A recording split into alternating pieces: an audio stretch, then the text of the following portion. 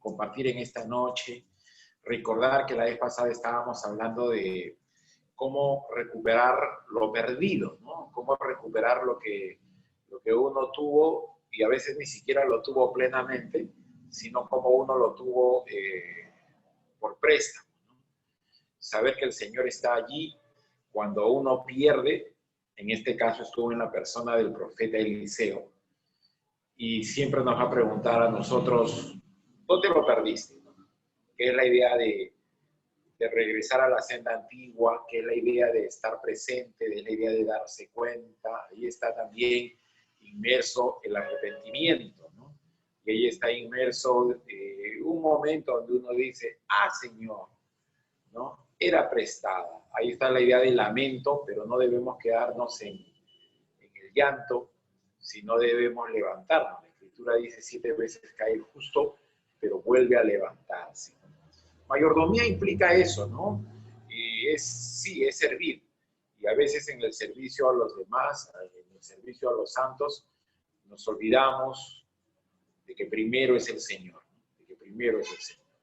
Yo siempre recuerdo una frase, yo he comentado esto aquí, que una vez un hombre me dijo, ¿no? Me dijo, primero es el Señor, luego los santos. Y eso es verdad. Primero es el Señor, luego los santos. Pero cuando uno tiene relación, cuando uno tiene comunión con el Señor, esa comunión con el Señor que tenemos nos hace tener paz con los demás. La Escritura dice, en cuanto dependa de nosotros, debemos tener paz con los demás. La vida no es plana, la vida tiene vaivenes, etapas, adolescencia, juventud, adultez, tiempo de soltero, tiempo de estar casado, tiempo de no tener hijos, tiempo de tenerlos. El escritor de Eclesiastés, a partir de ello, divide la existencia humana hasta en 28 puntos, ¿no? O sea, si uno divide los tiempos, cuenta los tiempos, hasta 28 partes. Y es posible que a veces uno se concentre más en unas, menos en otras. Pero lo cierto es que la vida tiene vaivenes. No es delgado, no engorda, las canas, la vejez llega, la tercera edad, los papás se van, ya no están más con uno, los hijos también se van. El ir es literal, el ir es figurado, la familia amplía la casa se construye, se techa un segundo piso, se alquila, se compra. Y hay personas y hay momentos donde uno no tiene buena relación, Y yo quiero trabajar en esta noche contigo el tema de cómo vencer la oposición. Porque en la vida uno va a encontrar personas con las que rápidamente hace clic, como dicen los jóvenes hoy, ¿no? Uno va a encontrar personas con las que rápidamente uno empatiza, ¿no? A veces hay algunas personas que se llevan más con uno de una manera más sencilla, ¿no? Puede ser esto rápido, puede deberse a varias cosas, ¿no?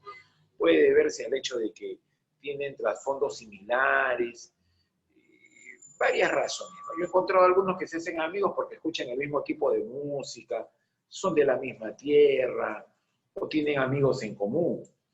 Pero en realidad el vínculo mayor siempre debe ser la fe en Cristo, ¿no? El apóstol Pablo escribió que siempre debemos hacer el bien a todos, mayormente a los de la familia de la fe. Repito, pero ¿cómo hacer en el caso cuando alguien no nos lleva tan bien, ¿no? O nos lleva mal? Y a veces también nosotros hemos dado una imagen no positiva, ¿no? O sea, ¿cómo hacer en ese caso? Este pasaje de Segunda de Reyes 6, versos 8 al 23, yo quisiera que tú ya lo hayas leído, puedes ver en este momento. Este pasaje trata acerca de, mira, es un tema singular, porque es una victoria sin armas. Como tú puedes ver en la presentación de esta diapositiva, en efecto, ¿no? Mira, Siria es un país hostil. Siempre ha sido Siria hostil hacia el pueblo de Dios, hacia Israel. Eso es Eso es porque en realidad hasta el día de hoy son naciones enemigas, ¿no? Los sirios han atacado a Israel, Israel se ha defendido, y eso ha sido desde un primer momento. Hay algo que también quiero señalar aquí, ¿no? Mira, escúchame por favor.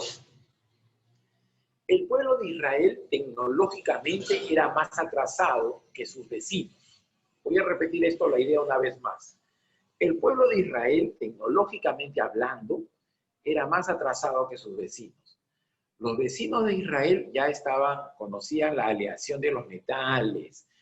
No solamente tenían indumentaria bélica de lanzas, jabalinas, escudos, no, sino que además de eso, tenía un ejército compuesto por caballería.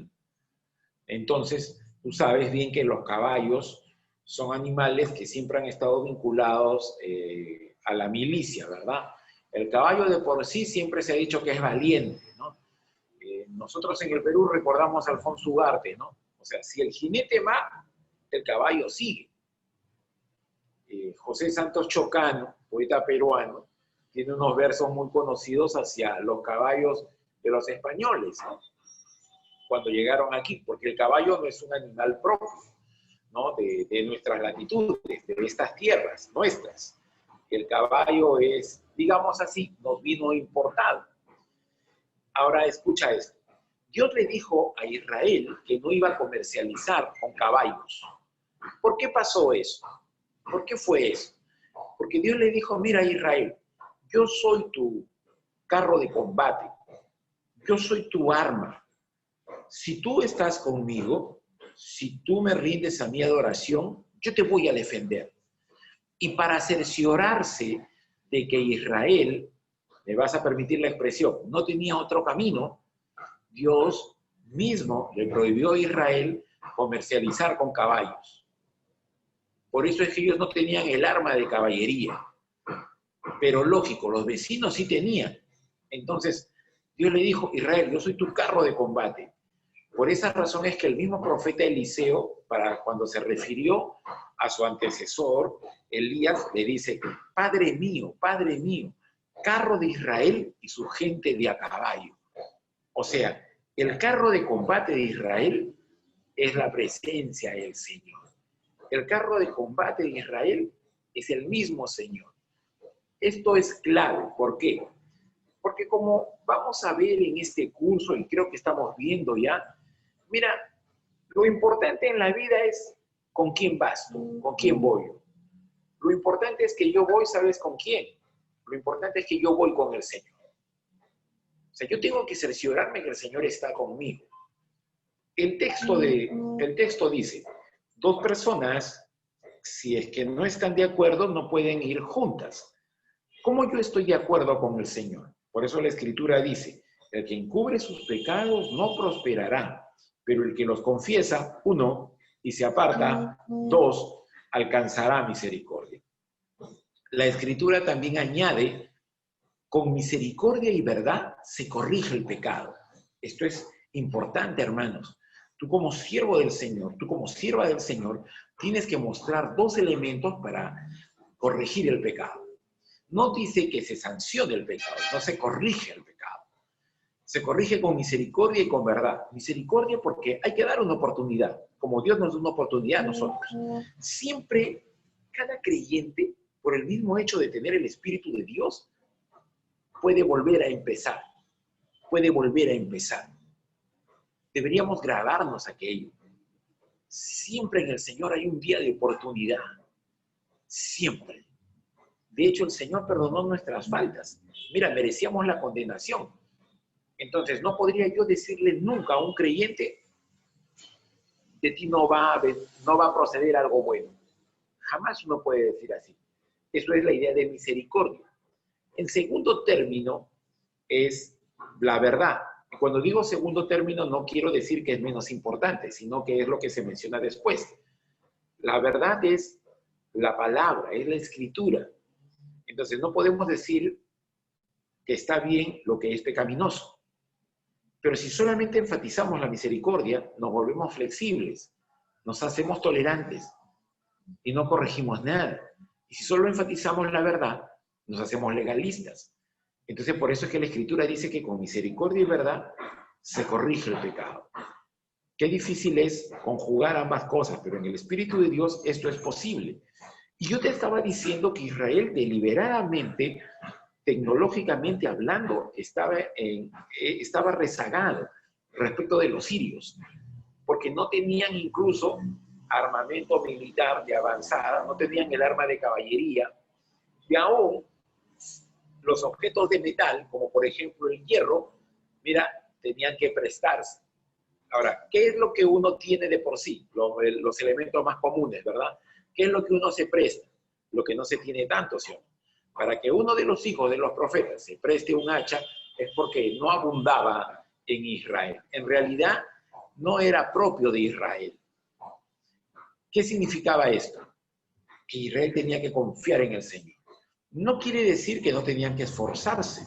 ¿Recuerdas tú, por ejemplo, cuando Josué estuvo al frente de Israel, después de que el Señor se llevara a Moisés? Tú recordarás qué cosa. Tú recordarás que con Josué, él dirige al pueblo de Israel y se toma la importante ciudad cananea de Jericó, ¿verdad? Pero hay un trabajo que hacen, ¿verdad? Tienen que dar la vuelta cada día, el día séptimo se da la vuelta 7 veces, ¿te acuerdas? O sea, siempre es conjugar el trabajo con la confianza. Por eso es que Pablo dijo, esfuérzate en la gracia. Es interesante, ¿no? ¿Cómo uno se puede esforzar en la gracia si la gracia es un regalo? Entonces, ¿qué quiere decir? ¿Lo voy a lograr todo por obras? No, lo que quiere decir es que me voy a preparar. Esto me libera, esto me ayuda. ¿Sabes por qué? Porque yo paro preocupado.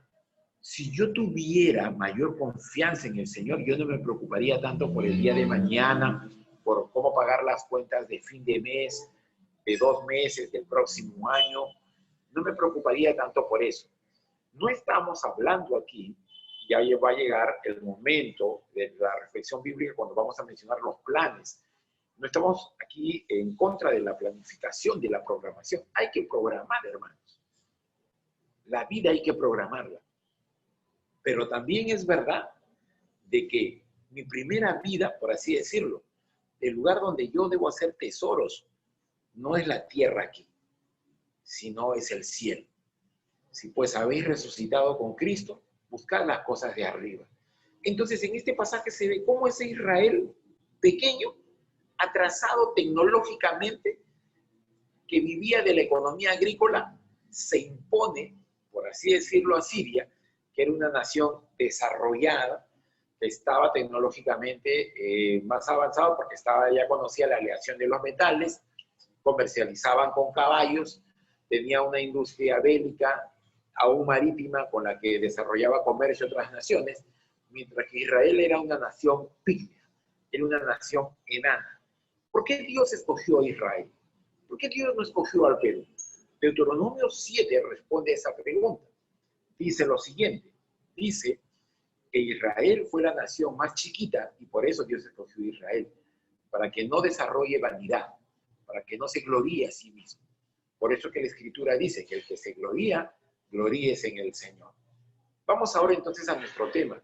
¿Cómo aplicar principios de esta sección de la Escritura, donde vamos a ver de manera exacta qué principios nos ayudan a llevarnos bien, a vencer la oposición? Siempre. Número 1, cuida tus acciones en obediencia al Señor. Mira lo que dice la Escritura. El rey de Siria tenía guerra contra Israel. No es Israel contra Siria, es Siria contra Israel. Entonces él consultaba con sus siervos y decía, en tal y tal lugar estará mi campamento. Entonces el varón de Dios envió a decir al rey de Israel, mira que no pases por tal lugar, porque los sirios van allí. Entonces el rey de Israel envió a aquel lugar que el varón de Dios había dicho. Y así se hizo una y otra vez con el fin de cuidarse. ¿Qué quiere decir esto? Que uno debe cuidar siempre sus acciones en obediencia al Señor. Entonces, mañana, si lo hay, vamos a primero consultar al Señor. Señor, No es, a ver, no es de que yo voy a ir a tal lugar, voy a planificar, voy a dar clases, voy a hacer una consultoría, voy a negociar, voy a vender, voy a comprar. No, sino es, primero es, Señor, ¿esto te agrada? ¿Esto te agrada? ¿Esto te honra? Señor, el Señor Jesús haría eso. Si mi esposa supiera mis mensajes de texto, si mi hijo leyera mis mensajes, estuviera presente en todas mis conversaciones, ¿sería él avergonzado? ¿O él podría afirmar, mi papá sirve al Señor? Entonces hay que cuidar nuestras acciones en obediencia al Señor. Mira, el rey tenía que aceptar el consejo del profeta siempre. Nunca rechaces la palabra de Dios. Fíjate que se analiza el vez tras vez la estrategia y los medios en este conflicto. Recuerda también que cuidarse aquí es velar por la familia y lo que uno quiere, ¿no? Cuidarse aquí es que tú, o sea, uno tiene que cuidarse. Ya hemos dicho que hay cosas donde tú tienes que actuar y hay cosas que uno tiene que evitar. La tentación sexual, por ejemplo, paso. No me puedo mezclar ahí con la esposa de Potifar, ¿no? En cambio, por ejemplo, la falta de planes, pídele al Señor. Falta de trabajo, tengo que pedirle al Señor. Esta es una temporada difícil. Aquí hay que pedirle al Señor. No digo que en otros momentos no, pero hay que ser muy específicos sobre eso. Entonces, número 1, cuida tus acciones en obediencia al Señor. Número 2, para vencer la oposición hay que crecer en comunión con el Señor. Esta es la tarea diaria. Mira lo que dice, que el corazón del rey de Siria se turbó por esto. O sea, porque se daba cuenta, decía, estos tienen menos y no les puedo ganar. Entonces, ¿qué hizo? No, acá tengo un problema. Acá tengo un espía, pues. Hay alguien que me graba, hay alguien que los planes que yo tengo le dice al otro rey, porque no puedo ganarle. Entonces uno de los siervos le dice, no, señor mío, o sea, no somos nosotros, sino que el profeta Eliseo está en Israel, el cual declara al rey de Israel las palabras que tú hablas en tu cámara más secreta. Conclusión, ¿cuál es la diferencia? La presencia del profeta Eliseo, que hoy es la presencia del Espíritu Santo, que hoy es la comunión con el Señor. Por eso te decía que esto es clave, que uno crezca en comunión con el Señor. Mira, puede haber gente hoy que esté complotando contra ti. Puede ser que tú no sepas, pero la comunión con el Señor siempre te guarde. Puede ser que tú estés en el paradero y haya gente que quiera hacerte daño, ladrones, maleantes, aún demonios. Pero ¿sabes qué? El ángel del Señor acampa alrededor de los que le temen y los defiende. Y tú y yo ni nos hemos dado cuenta de eso. No nos hemos enterado. Puede ser que haya gente que ha querido robar tu casa, robar lo que Dios te ha dado. Pero cuando tú tienes comunión con el Señor, esa comunión te protege, esa comunión te cuida. Este asunto es clave y es lo que tenemos que enseñar nosotros a los hijos, es lo que tenemos que enseñar nosotros en la casa, es lo que tenemos que enseñar nosotros a los hermanos. Si esto enseñares, serás un buen ministro de Jesucristo, nutrido en palabras de amor, como le expresó Pablo a Timoteo. Entonces, este crecer en comunión, ojo, no exime el ser esforzado y ser valiente. Me llama mucho la atención el día de hoy, cuando observo que cada vez, por ejemplo, con los jóvenes, quieren ser más independientes. Quieren vivir sin estar bajo la tutela de los papás. Jóvenes en la iglesia quieren estar sin la tutela de los pastores, del liderazgo. Y eso no es en verdad así. La Escritura dice, bueno le es al joven llevar el yugo desde su juventud. Uno dice, ¿cómo va a ser posible, no? Que sea bueno llevar el yugo? Nadie quiere llevar el yugo. Todos queremos descansar, estar plácidos, comer bien, estar con los amigos, estar campantes, estar felices, irnos de picnic, como alguien podrá pensar. La Escritura dice, no, el joven es necesario que pase estrechez. Bueno le es al joven llevar el yugo de su juventud. Mira, la escritura en realidad es dura en cuanto a esto. Mejor es día de luto que día de fiestas. Tú eres un siervo del Señor, tú eres un obrero, tú eres un ministro. Te dicen que hay dos lugares para ir, un velorio o una boda. Muchas veces preferiríamos la boda, porque de repente sabemos que vamos a comer bien, ¿no? O va a haber bromas, nos vamos a alegrar. En cambio, naturalmente un velorio es distinto. Pero la Escritura dice que mejor es el día de luto que el día de fiesta. Y uno dice, ¿por qué es mejor el día de luto? Porque en el luto el hombre considera sus caminos y eso le permite traer sabiduría al corazón. Por eso es sabiduría, ante todo adquiere sabiduría. Compra la sabiduría y no la vendas. La sabiduría vale más que las piedras preciosas. La sabiduría es clave llevarla al corazón, porque de esa sabiduría en el corazón mana toda la vida, o sea, mana toda la percepción de cómo mi hijo adolescente se comportará en el colegio, cómo se comportará cuando yo no esté, cómo estará, por ejemplo, cuando enfrente él la oposición por ser cristiano, nacido de nuevo. Por eso es que uno tiene que crecer en comunión con el Señor. Crecer en comunión con el Señor no es algo místico, no es algo mágico. ¿Sabes qué cosa es? Es obedecer en lo que uno ya sabe. Por ejemplo, ¿qué dice la Biblia? La Biblia dice que si tú eres renegón, ya puedes renegar, pero no permitas que pase el día y te siga dando cólera. Que el sol no se ponga sobre vuestro enojo. ¿Cuántas veces tengo que perdonar? Mi hijo hace mal, me gustaría enjuiciarlo. Pienso que mi papá era más severo. Yo me movía, ¡pum!, mi papá me daba. En cambio ahora tengo que ser un papá, no sé si moderno o modernista o actual, ¿no? Mi hijo me dice, eres aburrido, me aburres cuando me hablas. Y la verdad, yo le digo, mira, no es que yo busque divertirte, pero soy tu papá y estoy aquí para eso. No veas tanto lo que no tienes, mira más lo que tienes.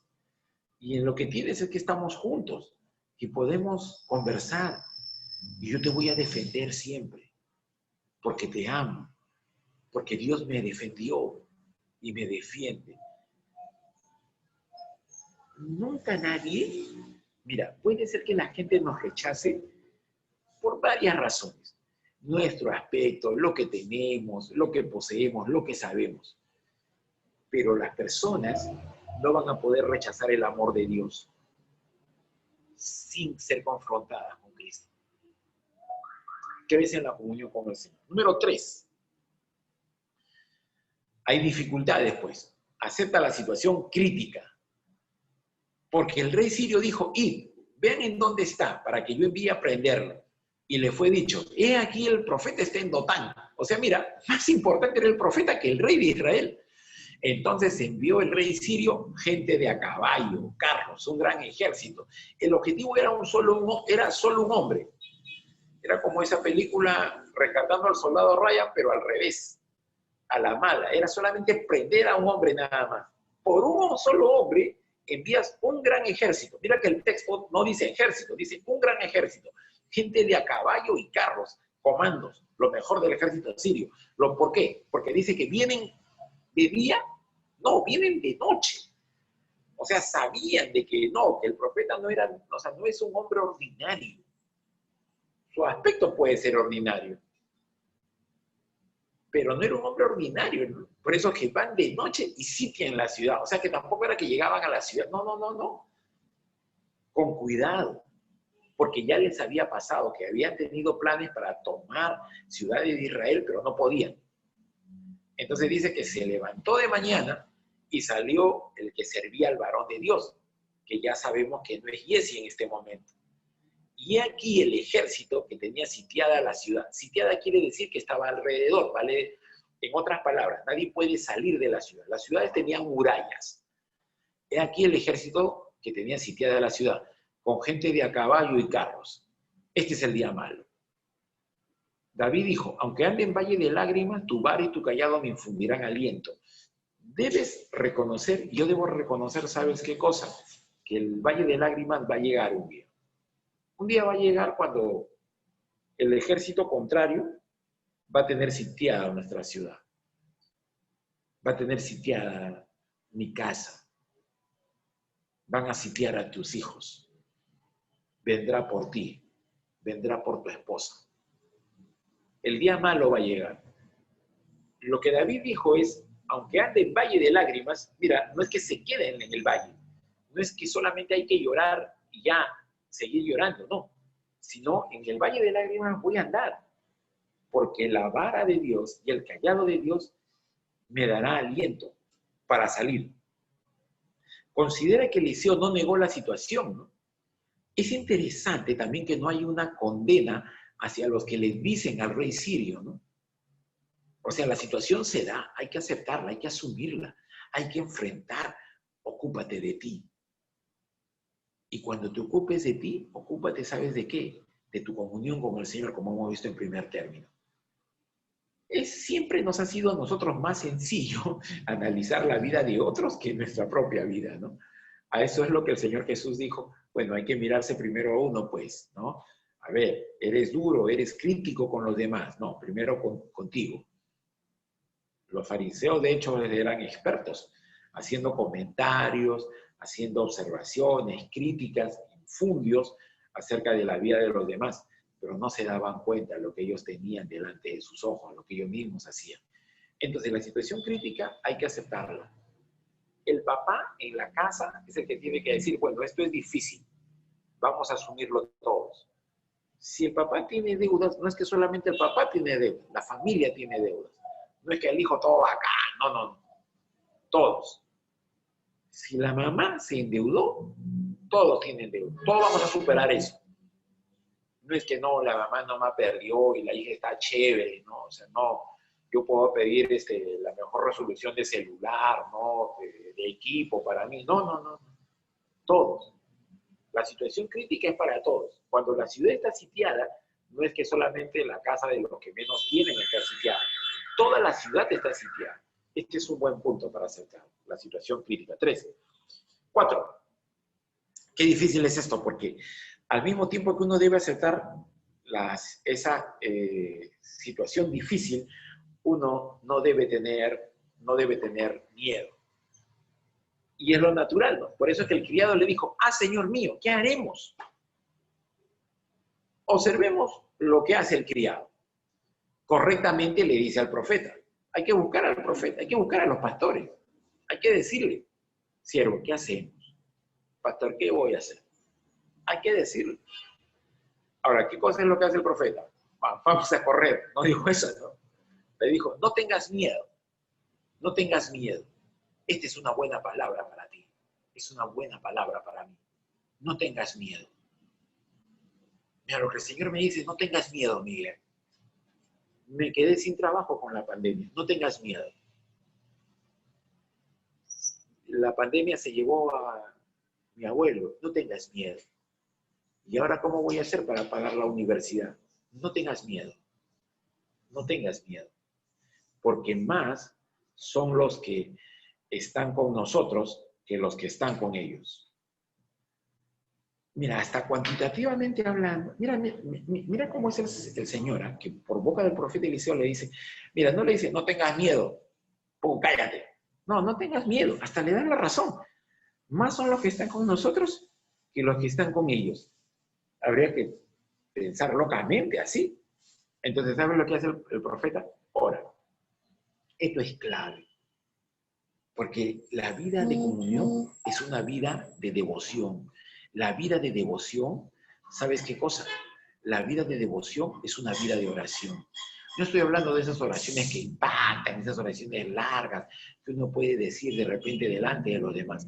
Estoy hablando de ingresa a tu aposento, cierra la puerta, en otras palabras, que nadie te ve, pero tu Señor te ve. Y ora Eliseo y le dice, te ruego, Jehová, que abra sus ojos para que vea. Hay varios temas aquí, voy a ir rápidamente nada más. Siempre tú como siervo de Dios, como sierva del Señor, en tu casa, tú tienes que orar. Y es importante que tus hijos sepan que tú ores. Mira, quiero ser franco contigo. Yo he dado varias clases. Mi hijo sabe que yo he dado varias clases. He predicado muchas veces. Templos grandes, templos pequeños. Ya tú sabes que una cosa es el templo, otra cosa es la iglesia, ¿verdad? ¿Eso es lo más importante? No. ¿Qué es lo que yo quiero que mi hijo piense? ¿Que su papá es buen predicador, mal predicador? Eso en realidad no me interesa. Lo que yo quiero que mi hijo piense, sepa, es mi papá fue un hombre de Dios. Porque yo me daba cuenta que mi papá, cuando yo dormía, mi papá oraba. Mi papá trató bien a mi mamá. Y yo me daba cuenta que cuando no estaba, mi papá respetaba a mi mamá. Por eso es importante que Eliseo haga esto con su siervo, también de manera directa. Porque Eliseo ora por su siervo.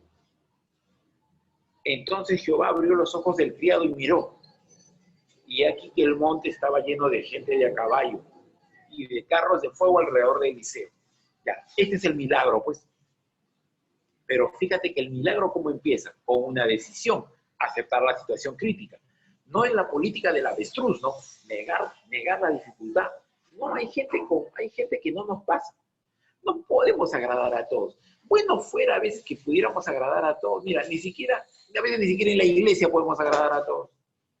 Porque hay hermanos que tienen diferente trasfondo, este levanta las manos cuando canta, este me parece que ora bonito, el otro no me gusta porque ora rápido, el hermano ora para comer como si orara por todo un devocional, el otro hermano no ora porque dice que Dios ya sabe, entonces ¿para qué vamos a orar antes de comer? Él canta himnos nada más, el otro le gusta moverse un poco, él parece más bailarín, el otro canta serio, impertérrito, parece un soldado en desfile por 28 de julio. O sea, mira, formas. Las formas se caen cuando uno mira el corazón. Por eso es que Jehová abrió los ojos del criado.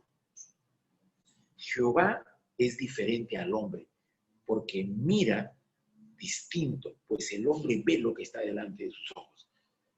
¿Qué es lo que ven los hombres? ¿Qué es lo que vemos nosotros? Este presidente, ¿será bueno o será malo? Hay que escucharlo, hay que ver cómo habla. ¿Será buen pastor o mal pastor?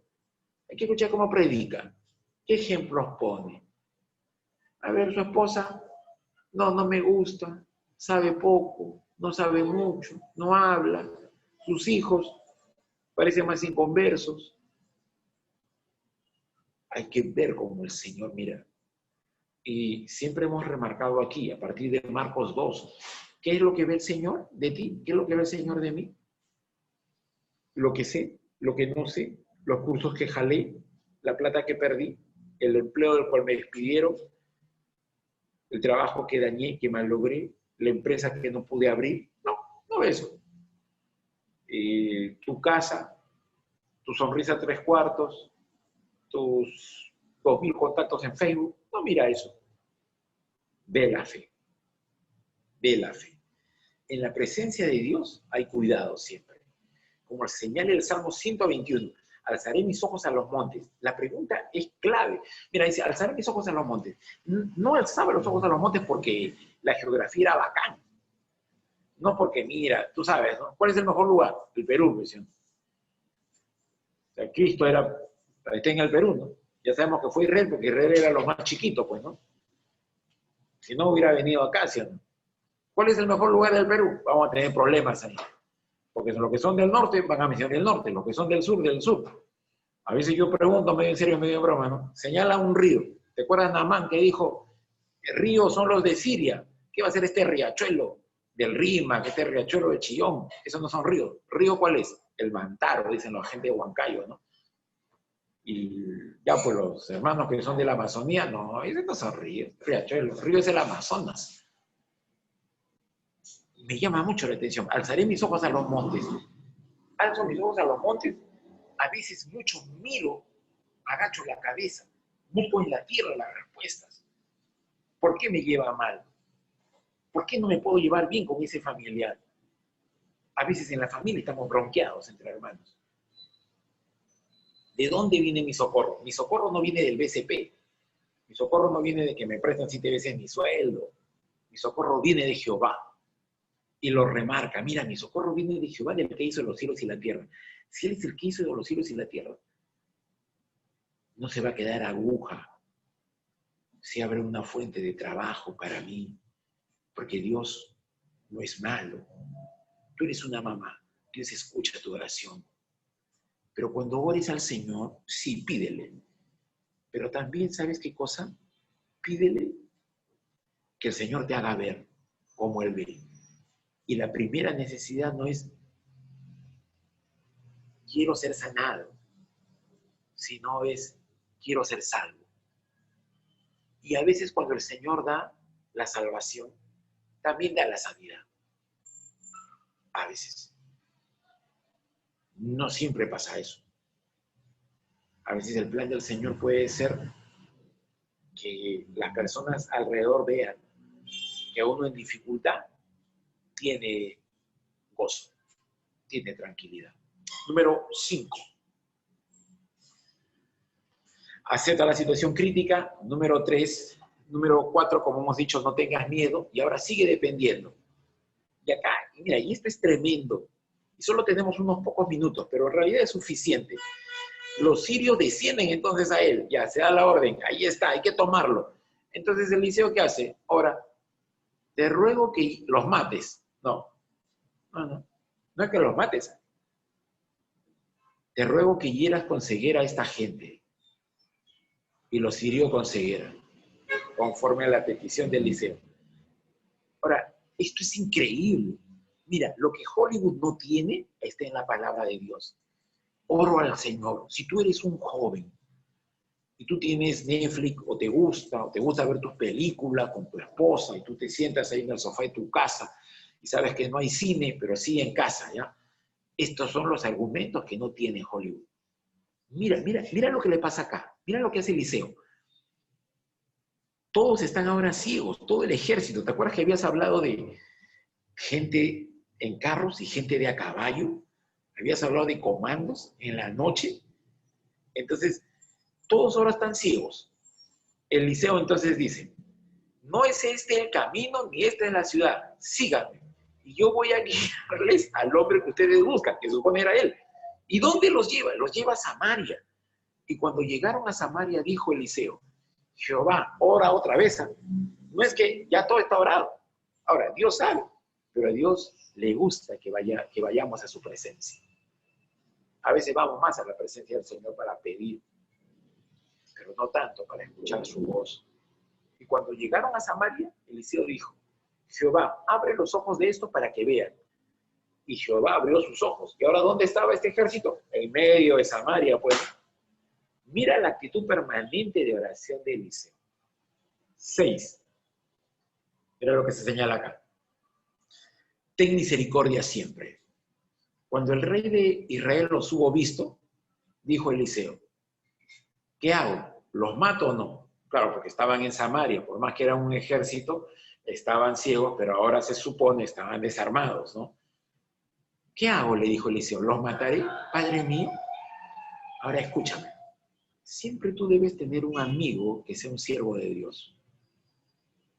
Mi papá, que está con el Señor, me dijo eso.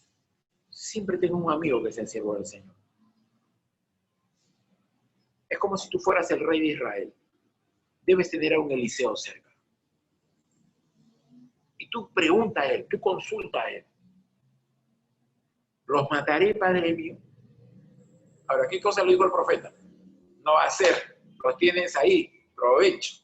Ya con esto te aseguras que la gente van a cantar, la gente, nada que Saúl mató a sus miles, David a sus 10,000, ¿no? Si bien eso fue, si bien estamos hablando de otro tiempo, ¿no? Si no va a ser, tú que eres el rey, mira, mucho antes, mira cuántos likes te van a dar.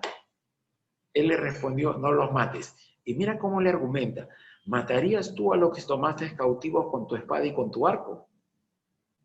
No los mates. Ahora, no solamente era no los mates, ¿eh?